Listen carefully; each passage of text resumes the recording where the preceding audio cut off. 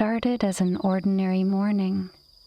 The sun had just begun to rise, casting a warm glow over the city.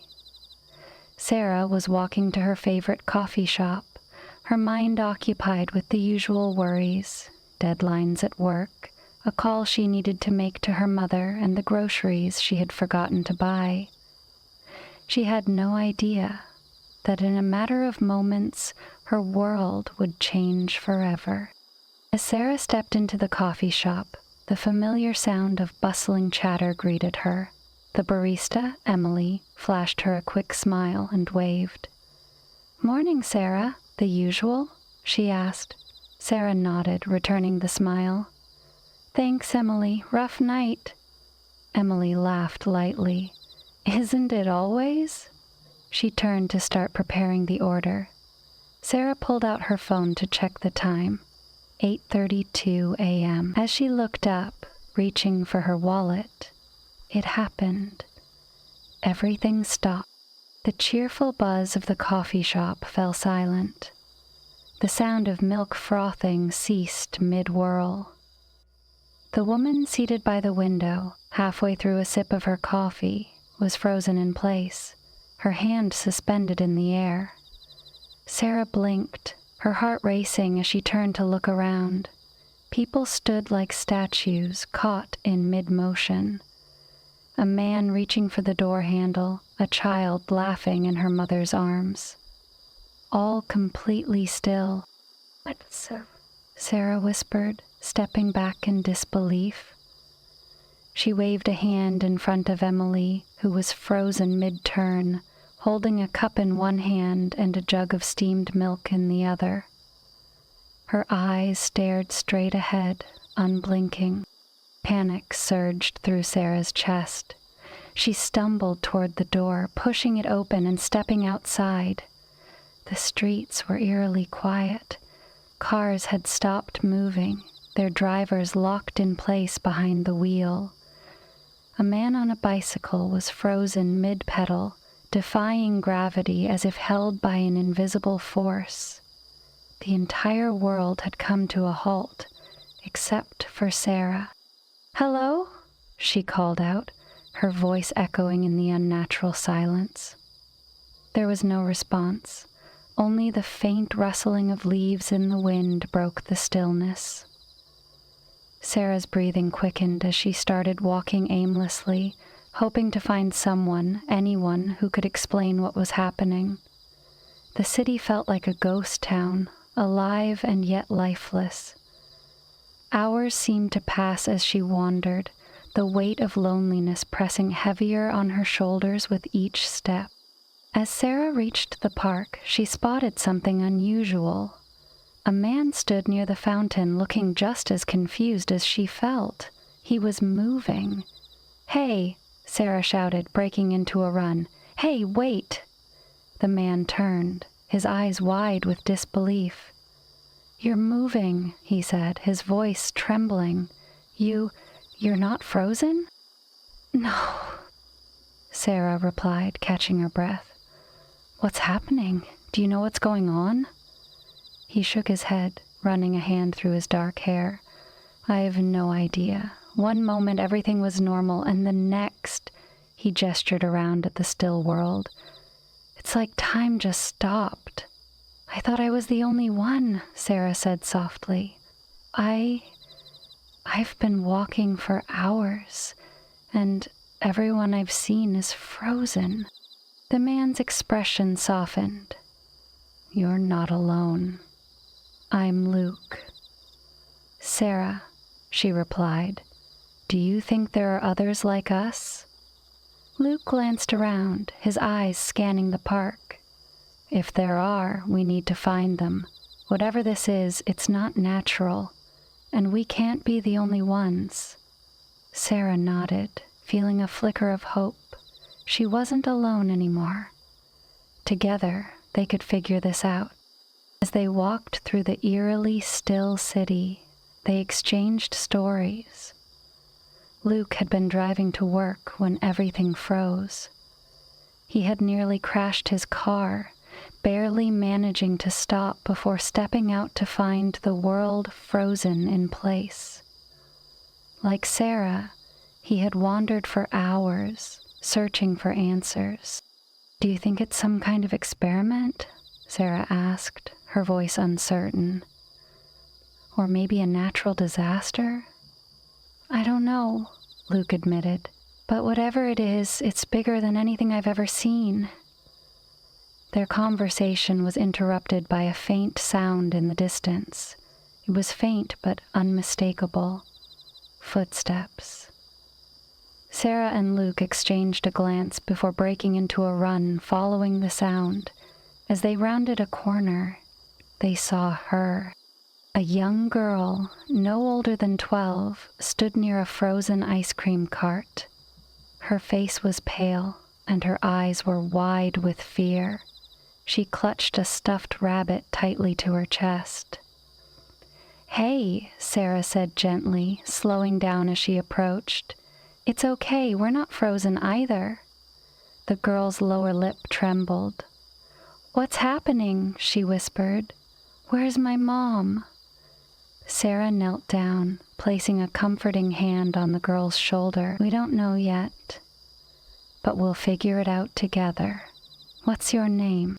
"Lily," the girl replied, her voice barely audible. "Hi, Lily. I'm Sarah, and this is Luke. We're going to find out what's going on and make everything okay, I promise." Lily nodded, tears brimming in her eyes. Sarah helped her stand, and the three of them began walking together, their small group a fragile beacon of hope in a world that had stopped moving.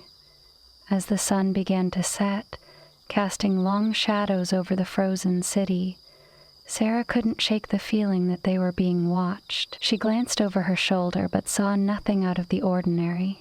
Still, the unease lingered, a reminder that their journey was just beginning. The growing group pressed forward through the silent city, their unease thickening with every step. Sarah, Luke, and Lily moved cautiously, keeping close together as they passed rows of frozen people and abandoned vehicles. The world felt like a photograph, stunning yet lifeless, with its vibrant details caught in an eternal pause. As they reached the edge of the park, a sound broke through the eerie stillness. It wasn't footsteps this time, but a faint hum, mechanical and steady. The group stopped in their tracks, exchanging wary glances. "Do you hear that?" Luke asked, his voice low. Sarah nodded. "It's coming from over there," she said, pointing toward a tall office building that loomed in the distance. "Should we check it out?" Luke asked, though his tone suggested he already knew the answer. "We have to," Sarah said firmly. "If there's anything that can explain what's going on, it might be there." Lily clutched Sarah's hand tightly, her small fingers trembling. "What if it's dangerous?" she whispered. Sarah knelt down, her gaze steady and reassuring. "Lily, I know this is scary, but we're in this together, okay? Whatever happens, we'll protect each other." Lily nodded hesitantly, her grip on Sarah's hand not loosening. The three of them made their way toward the building, the hum growing louder with each step. As they approached, they noticed a faint light flickering from one of the upper floors. It was the first sign of movement they'd seen since the world had stopped. "Someone's up there," Luke said, shielding his eyes as he squinted at the light or something. The building's glass doors were slightly ajar, and the hum seemed to originate from within. Luke took the lead, pushing the doors open cautiously. The lobby was dimly lit, with only emergency lights casting a faint glow over the polished floors. Desks and chairs sat undisturbed, as if their occupants had simply stepped away. "Stay close," Sarah whispered, her eyes scanning every corner of the room. The group moved toward the source of the hum, which seemed to emanate from an elevator shaft at the back of the lobby. The elevator doors were stuck halfway open, revealing a dimly lit car within. A faint, pulsating light glowed from the ceiling of the elevator, accompanied by the steady hum. "That doesn't look safe," Luke said, stepping back. "It's the only lead we have," Sarah replied. She turned to Lily. "Stay behind us, okay?" Lily nodded, her wide eyes fixed on the elevator. Sarah and Luke carefully stepped inside, the floor creaking slightly under their weight. Lily followed hesitantly, clutching her stuffed rabbit tightly. Inside the elevator, the hum grew louder, almost rhythmic. The light above them pulsed softly, casting an eerie glow over their faces. Luke examined the control panel, which was filled with buttons that looked far more advanced than anything he had seen before. The panel displayed strange symbols instead of numbers, glowing faintly. "This isn't normal," Luke muttered, pressing one of the buttons. The elevator shuddered, and suddenly it began to ascend smoothly, as if whatever had frozen the rest of the world hadn't affected this one machine. "What is this place?" Sarah murmured, her eyes darting around the cramped space. Lily clung to Sarah's side, her voice small. "I don't like this." The elevator came to an abrupt halt, the doors sliding open to reveal a room bathed in an otherworldly glow. The walls were lined with screens displaying static-filled images, and in the center of the room stood a large cylindrical device that pulsed with light. Strange symbols and runes were etched into its surface, glowing faintly as if alive. Standing beside the device was a man in a lab coat, his back turned to them. He appeared to be working on a console connected to the machine, his hands moving with precision. The hum they had been hearing emanated from the device, its sound filling the air like a heartbeat. "Hello?" Sarah called out cautiously. The man froze, his head snapping up in surprise. Slowly he turned to face them, his expression a mixture of shock and relief. You're not frozen?" he asked, his voice hoarse. "No," Sarah replied. "We've been looking for answers. What's going on here?"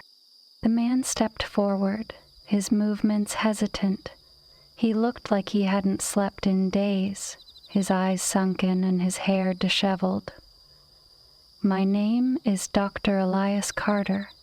I think I'm responsible for this." The group exchanged stunned glances. "You did this?" Luke asked, incredulously. "You stopped time?" Dr. Carter nodded grimly. "It wasn't intentional. This device. It was supposed to be an experiment in temporal energy. But something went wrong. The energy field expanded beyond control, and now time is frozen everywhere except for pockets like this. Can you fix it?" Sarah asked, her voice urgent. Dr. Carter hesitated. I don't know. I've been trying, but the device is unstable. If I make one wrong move, it could collapse entirely, and we'd be trapped in this state forever." Lily stepped closer, her small voice breaking through the tension. "Why are we moving? Why not everyone else?" Dr. Carter looked at her sadly. "The energy field affects people differently. Those of us who are moving were somehow spared. I don't fully understand why." Sarah took a deep breath, her mind racing. "Then we need to help you fix this. If there's even a chance to set things right, we have to try." Dr. Carter's expression softened, a glimmer of hope in his tired eyes. All right, but it won't be easy. The device requires massive energy to stabilize, and we'll need to find additional components scattered around the city. It's dangerous, but it's our only chance." Luke nodded. "We've come this far. We're not backing down now." With a plan forming and a fragile hope binding them, the group prepared to face the unknown dangers lurking in the frozen world. The fight to restart time had begun. With a sense of purpose guiding them, Sarah, Luke, Lily, and Dr. Carter ventured back into the frozen city. The air felt heavier now, the stakes of their mission pressing down on them. Each step echoed in the eerie silence as they moved through streets that seemed trapped in an endless moment. Dr. Carter carried a list of components they needed to stabilize the device. He explained that these parts were scattered in key locations around the city. A power converter at the university lab, a stabilizer module at a high-tech firm, and rare materials stored at the city's industrial warehouse. Their first stop was the university, the closest location. As they approached the campus gates, the stillness was overwhelming.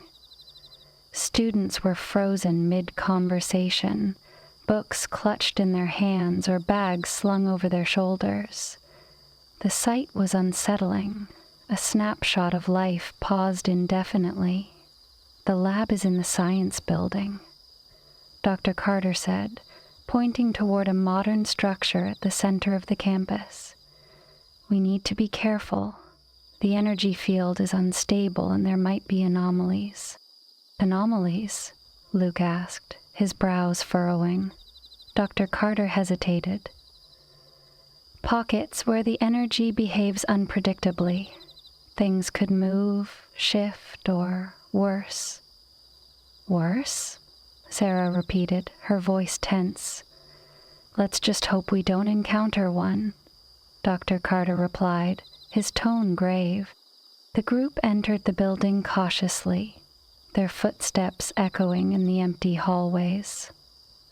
The lab was on the 3rd floor, and the elevator was non-functional, forcing them to take the stairs. As they climbed, the air grew colder, a sharp contrast to the summer heat outside. Lily shivered, clutching her stuffed rabbit tight.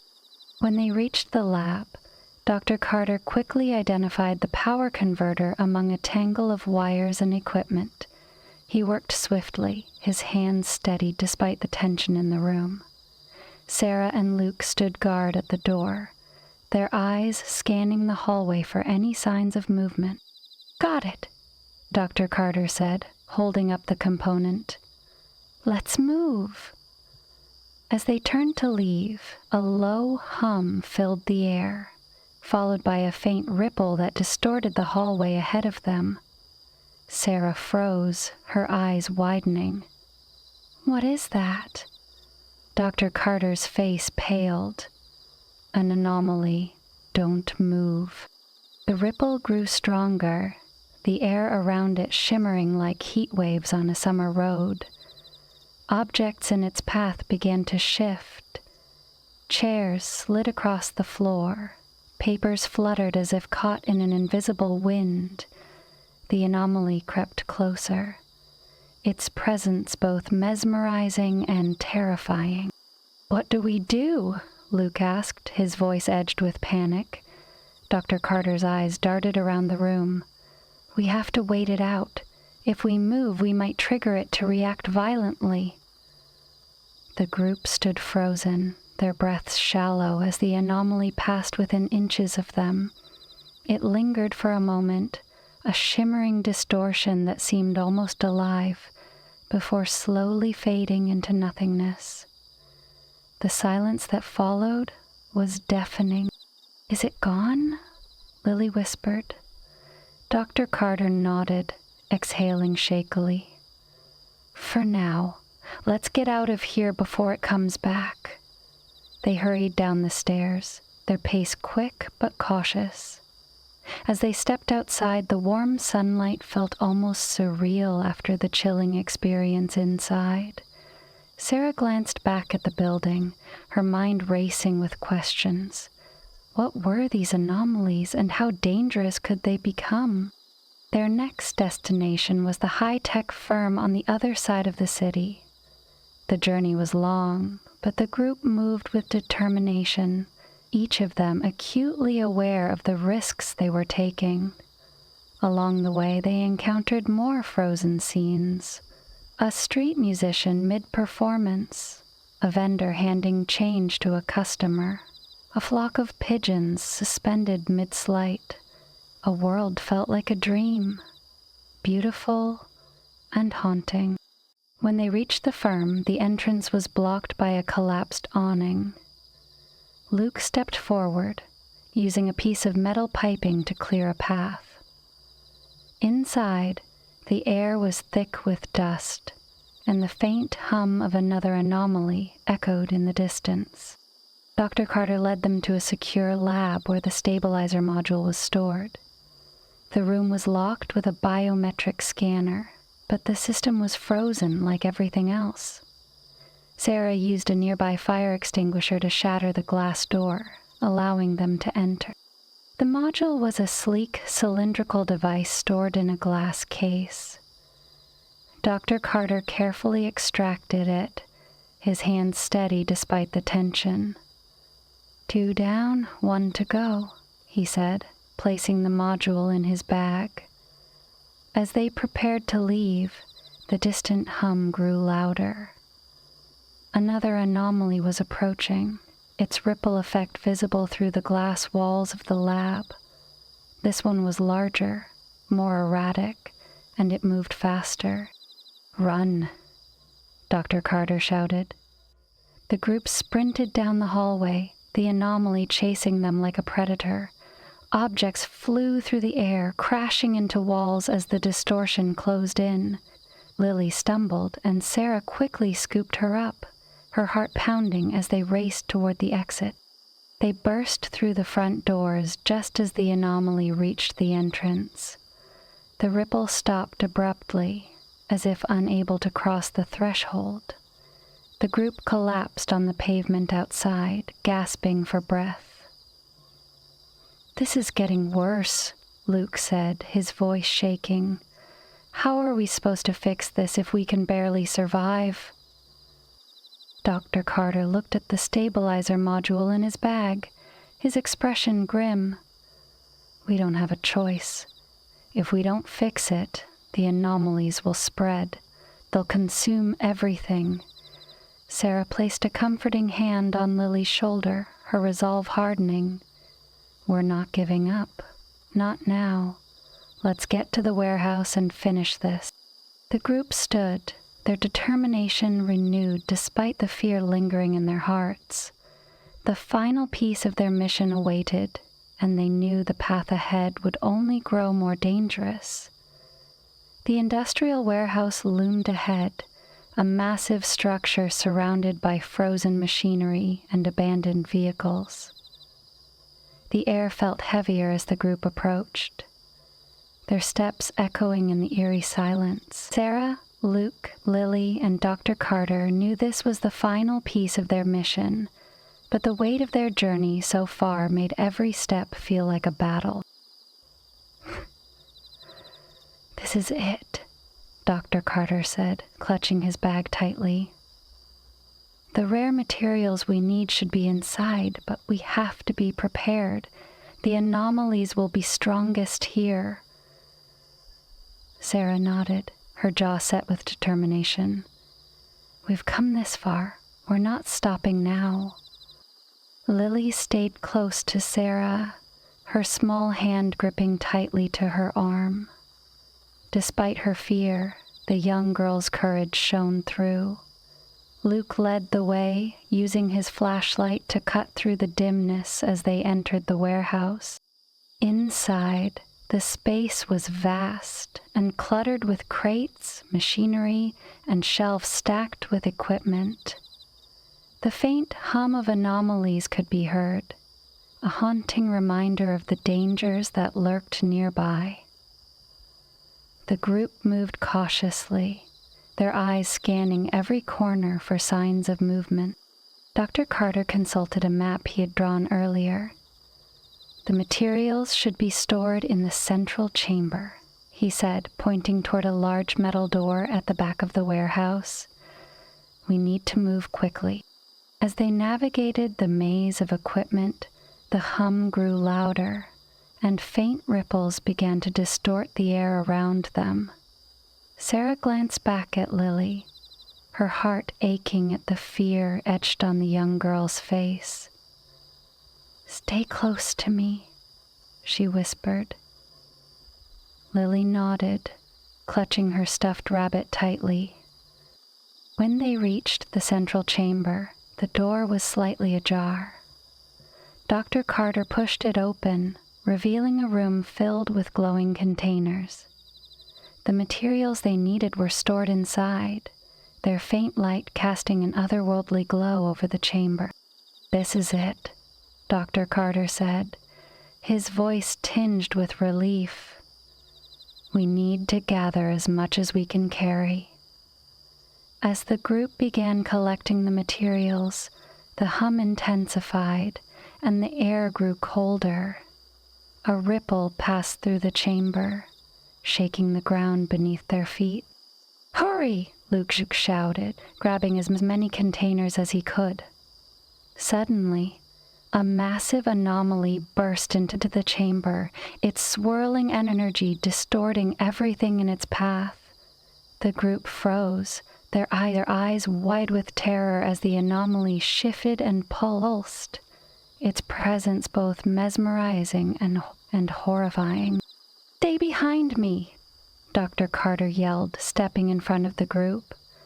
He pulled a device from his bag, a small handheld stabilizer he had been working on. "This should hold it back," he said, his hands trembling as he activated the device. A beam of light shot out from the stabilizer, colliding with the anomaly. The two forces clashed, the room filling with blinding light and deafening noise. Sarah shielded Lily, holding her close as the anomaly roared and writhed, its energy fighting against the stabilizer. "It's not enough," Dr. Carter shouted, his voice strained. "I need more power." Luke stepped forward, grabbing a second stabilizer from the bag. "Use this," he yelled, tossing it to Dr. Carter. Dr. Carter caught the device, quickly activating it and aiming it at the anomaly. The combined power of the two stabilizers began to push the anomaly back, its energy flickering and weakening. But the strain was immense, and Dr. Carter's hands shook as he struggled to maintain control. "We have to leave now," Sarah shouted. "We've got what we need. Let's go." Dr. Carter nodded, his face pale and drenched in sweat. "Go, I'll hold it off." "No," Sarah yelled, grabbing his arm. "We're not leaving you." The anomaly let out a final, deafening roar as the stabilizers overloaded. With a blinding flash, it imploded, leaving the chamber silent. Dr. Carter collapsed to his knees, the stabilizers smoking in his hand. Sarah and Luke helped him to his feet, their breaths ragged. "You saved us," Sarah said, her voice filled with gratitude. "Let's finish this." The group quickly exited the warehouse, the rare materials secured in their bags. The city was as still as ever, but the air felt different, charged with the knowledge of what they had just faced. Back at the lab, Dr. Carter worked tirelessly to integrate the materials into the device. Sarah and Luke assisted him, their determination unwavering. Lily watched from a corner, her stuffed rabbit clutched tightly to her chest, a flicker of hope in her eyes. Finally, after hours of work, Dr. Carter stepped back. his face pale but triumphant. "It's ready," he said. "This should stabilize the energy field and restart time." Sarah placed a hand on his shoulder. "You did it," she said softly. "Now, let's finish this." Dr. Carter activated the device, its glow intensifying as it hummed to life. The room filled with a pulsating light, and for a moment, everything seemed to hold its breath. Then, with a sudden surge, the light expanded outward, washing over the city and beyond. The frozen world began to move. People blinked, cars honked, and life resumed as if nothing had happened. The group stood in the lab, watching the world outside through the window. Tears filled Lily's eyes as she saw a family reunited in the street below. "We did it," Luke said, his voice filled with awe. Sarah nodded, a sense of relief washing over her. "We brought time back." Dr. Carter sank into a chair, his exhaustion catching up with him. "It's over," he said, his voice barely above a whisper. But Sarah knew this was only the beginning. The world had been forever changed, and questions remained unanswered. Yet, for now, they had won, and in the stillness of the aftermath, hope began to bloom once more. If you enjoyed this story, please like, subscribe, and share. See you in the next video.